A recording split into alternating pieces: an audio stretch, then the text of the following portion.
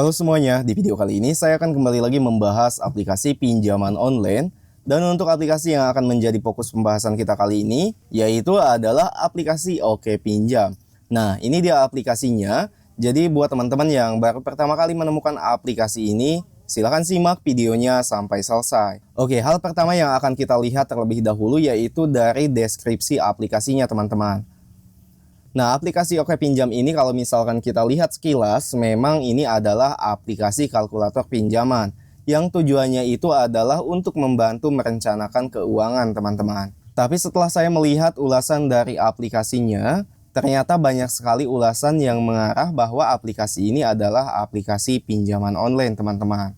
Oke, sekarang akan langsung aja kita buktikan dengan membuka aplikasinya. Nah, ini adalah tampilan awal saat kita pertama kali membuka aplikasi ini. Di sini kita harus login terlebih dahulu menggunakan nomor handphone yang aktif.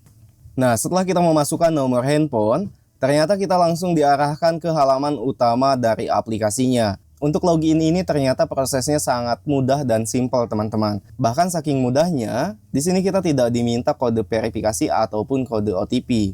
Nah, hal itu tentunya akan sangat beresiko sekali, teman-teman. Kemudian untuk aplikasi ini sendiri, mereka mengklaim bahwa bisa mencairkan dana pinjaman hingga 55 juta rupiah. Oke, sekarang langsung aja kita coba dengan memilih opsi mengajukan pinjaman. Oke, di bagian pertama ada beberapa informasi dasar yang harus kalian lengkapi, yaitu mulai dari status perkawinan, pendidikan terakhir, dan yang lainnya. Kemudian di bagian kedua, kalian harus mengisi informasi pekerjaan. Di antaranya adalah jenis industri, kemudian periode gajian, dan tanggal penerimaan gajian.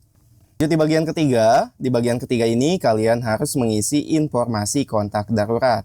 Nah, kontak yang harus kalian lengkapi itu hanya 2 kontak, teman-teman.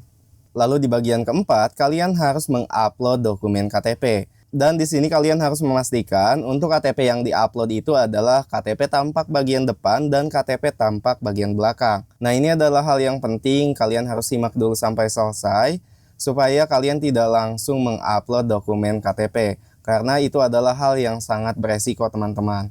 Kalau memang aplikasi ini mencurigakan di akhir nanti, saya sarankan kalian jangan melakukan penguploadan KTP atau melakukan pengisian informasi pribadi lainnya. Oke, lalu di tahap yang terakhir, kalian harus mengisi informasi rekening bank. Di sini hal yang harus kalian isi yaitu nama bank penerbit dan nomor rekening bank yang dimiliki. Nah, setelah semua informasi selesai terisi, di sini untuk data-data yang kita masukkan sedang dalam proses peninjauan, teman-teman. Kita tinggal menunggu aja sampai proses peninjauan ini selesai.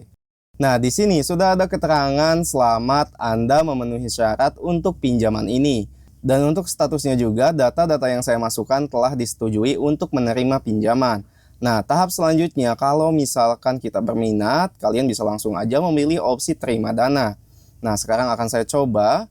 Kemudian di sini ada bagian informasi pinjaman yang harus diteliti, teman-teman. Untuk pinjaman maksimalnya, memang di sini sampai 25 juta rupiah. Dan untuk pinjaman terkecilnya itu hanya 15 juta rupiah, teman-teman. Menurut saya untuk jumlah limit pinjaman ini, terutama limit pinjaman terkecilnya itu sangat besar, teman-teman. Lalu untuk rincian dari pinjamannya, kalau misalkan kita meminjam 15 juta rupiah dan memilih tenor 12 bulan, maka menurut keterangan di sini bahwa total bunganya itu hanya 750.000 dan suku bunga bulanannya itu adalah 0,42%. Kemudian untuk jumlah pembayaran setiap bulannya, yaitu sekitar 1.312.500, teman-teman. Nah, memang untuk penawaran ini sangat menarik sekali. Tapi, kalau kita lihat dari legalitasnya, saat video ini dibuat, jujur saya tidak menemukan nama aplikasinya di daftar pinjaman online legal OJK. Artinya, aplikasi ini adalah aplikasi yang ilegal, teman-teman. Dan di sini juga belum tentu bahwa pinjaman yang kita ajukan itu akan dicairkan.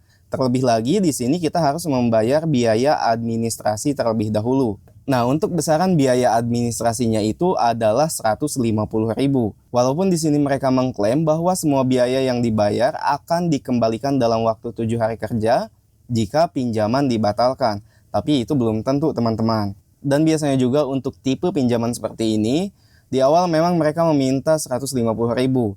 Tapi di tahap berikutnya mereka akan meminta dana lagi. dan begitu pun seterusnya. Jadi saya harapkan kalian bisa menghindari pinjaman seperti ini teman-teman. Oke, mudah-mudahan informasi ini bisa bermanfaat. Terima kasih sudah menonton dan sampai jumpa di konten berikutnya.